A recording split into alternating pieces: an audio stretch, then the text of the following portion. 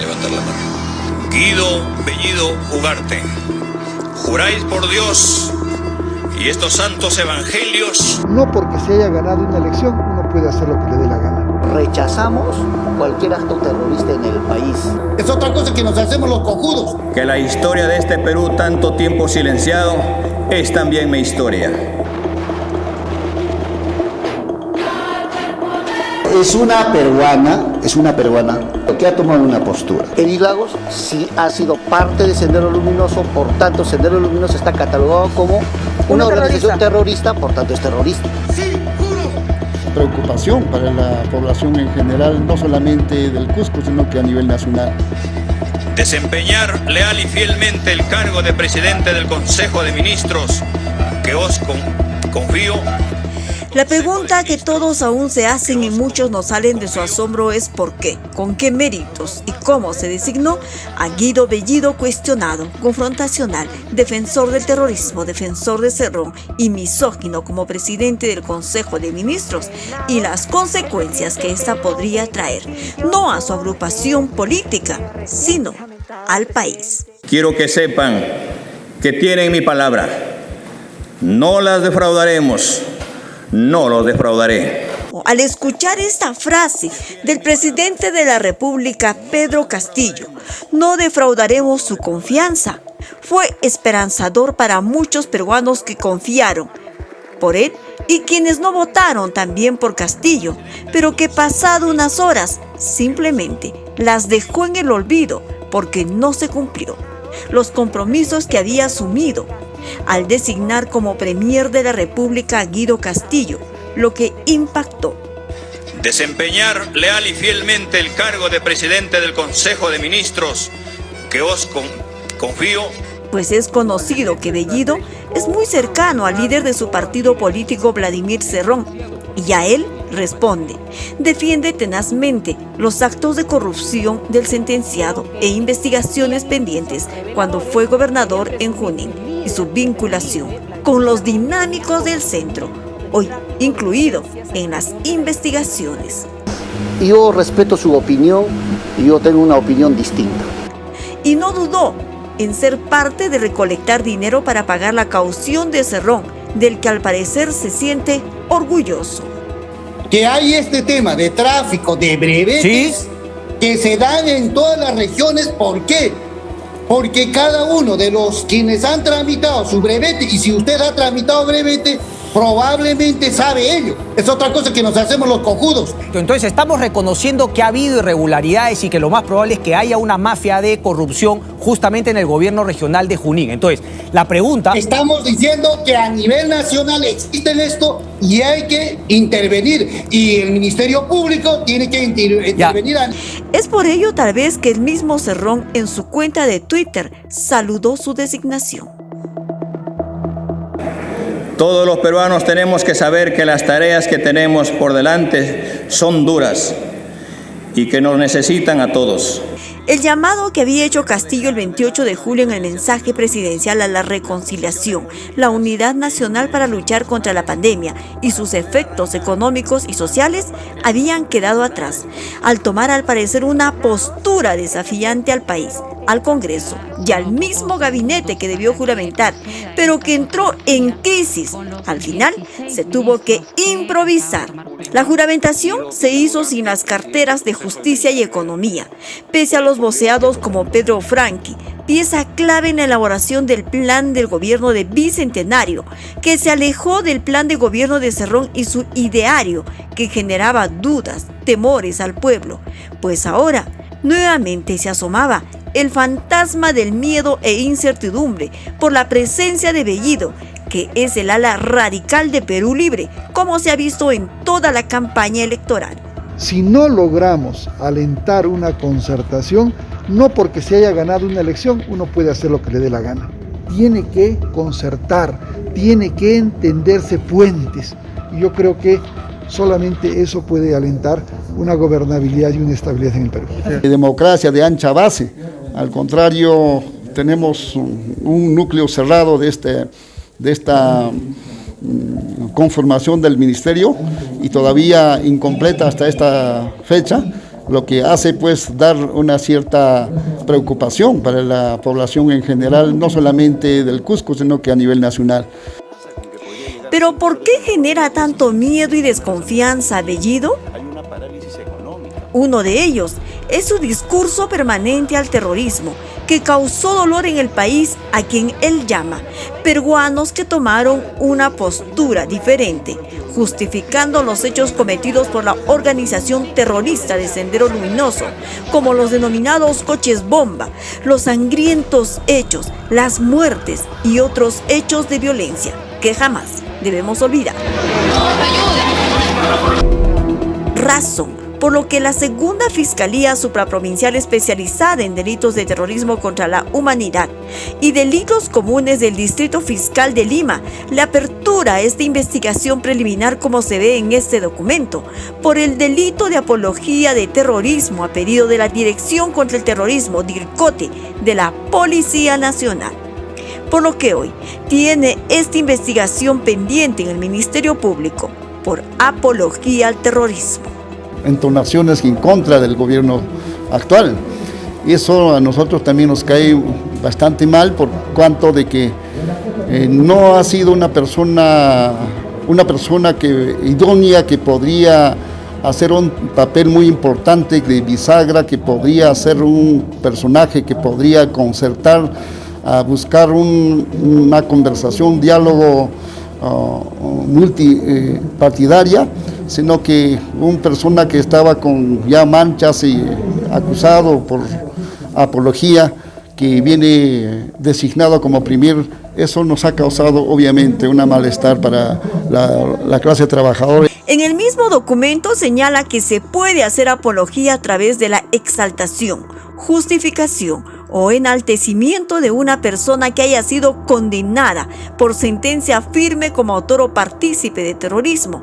En ese sentido, la policía afirma que la persona de Guido Bellido Ugarte habría ratificado su homenaje que dio en junio del 2017 a la sentenciada Edith Lagos, en la que señala: nuestro mejor homenaje a ti, Edith Lagos. ¿Pero quién fue Edith Lagos? Edith Lagos es natural de Ayacucho. Ingresó a Sendero Luminoso en 1979, tras abandonar sus estudios de Derecho de la Universidad de San Martín de Porras en Lima, teniendo participación en acciones terroristas, por lo que fue detenida por la policía y acusada de participar en atentados en los que empleaba dinamita. Fue recluida en el penal de Huamanga, donde realizó actividad proselitista junto a otros senderistas. Su permanencia en prisión no duró mucho, porque Sendero Luminoso dirigió un asalto al penal, logrando fugar entre 304 reos, de los cuales 70 eran senderistas, habiéndose confinado en Andahuaylas, donde participó en varias acciones terroristas, como la toma de Ocobamba, en la que murió un guardia civil. En un confuso tiroteo con la policía en Humaca, falleció cuando se disponía a atender una emboscada a una patrulla. Tras conocerse todos estos hechos y ahora electo como congresista de la República, trató de desligarse de este discurso. Rechazamos cualquier acto terrorista en el país, tanto en el pasado, en el presente y en el futuro. ¿Quién es Edith Lagos? Por eso. ¿Una terrorista? Edith Lagos sí ha sido parte de Sendero Luminoso, por tanto Sendero Luminoso está catalogado como una organización terrorista, por tanto es terrorista. Al margen de su posición radical, es admirador del gobierno de Cuba, al que considera democrático, pero también cuestionado por sus declaraciones muy polémicas de tintes homófobos y misóginos, al referirse a la comunidad LGTB especialmente, y a las mujeres. Estos hechos generan distancia del mensaje del presidente Castillo. Debemos dejar de lado las diferencias ideológicas, las posiciones políticas e intereses personales. En la UNSAC era conocido como el eterno estudiante y dirigente de la Federación Universitaria. Gozó de la vivienda y comedor universitario. Logró egresar como bachiller en el 2015. Según su hoja de vida, trabajó en el INEI en un periodo de 1 mes y medio en el 2019. En su declaración como candidato a las elecciones complementarias del 2020, declaró que trabajó como ingeniero electrónico, pero luego tuvo que rectificarse, pues no posee el título profesional. Él solo se había desempeñado como asistente del coordinador del local. En su anterior hoja de vida, omitió.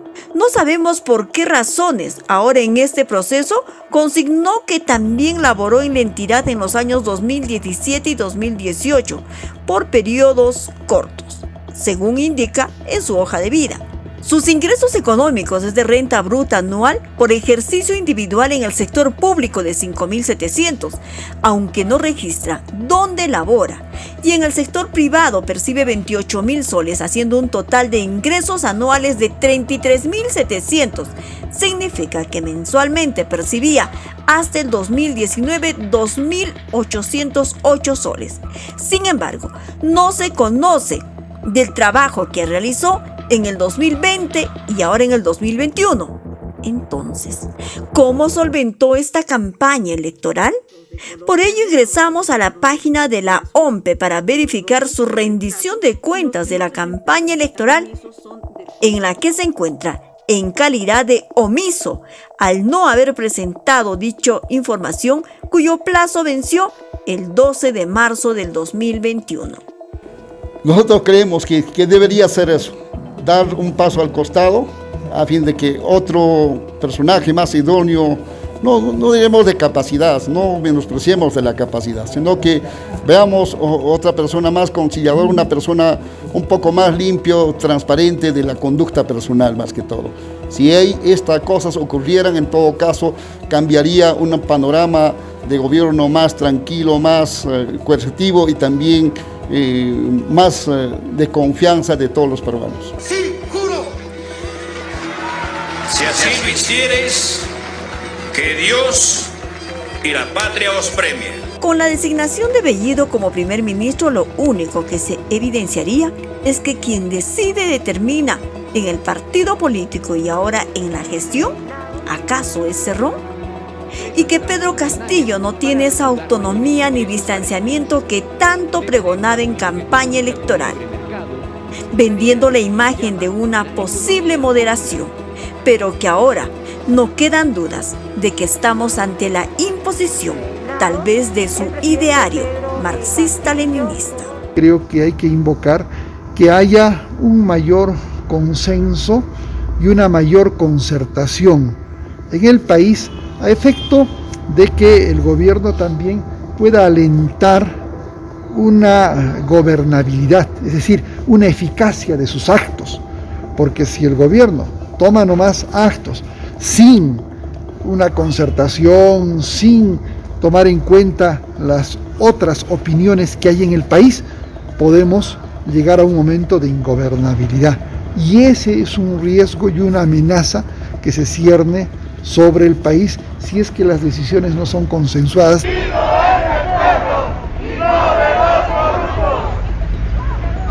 Mientras hay detractores y las redes sociales aún están encendidas, un grupo de simpatizantes de Perú Libre salieron a realizar un plantón la noche del último viernes para dar su respaldo al ahora presidente del Consejo de Ministros.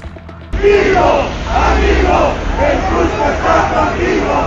¡Vivo, amigo! ¡El Cusco está contigo! ¡Vivo, amigo! ¡El Cusco está contigo! Buscamos comunicarnos para su descargo, pero fue imposible.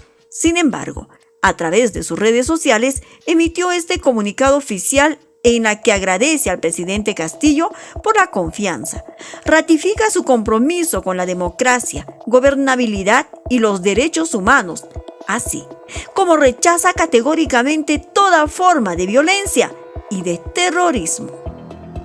Sin embargo, el mensaje claro a la población de este gabinete, que ahora ya está integrado por el ministro de Economía Pedro Franqui y de Justicia Aníbal Torres, es dar confianza, pero también actuar de acuerdo a ello. Quiero que sepan que tienen mi palabra. No las defraudaremos, no los defraudaré.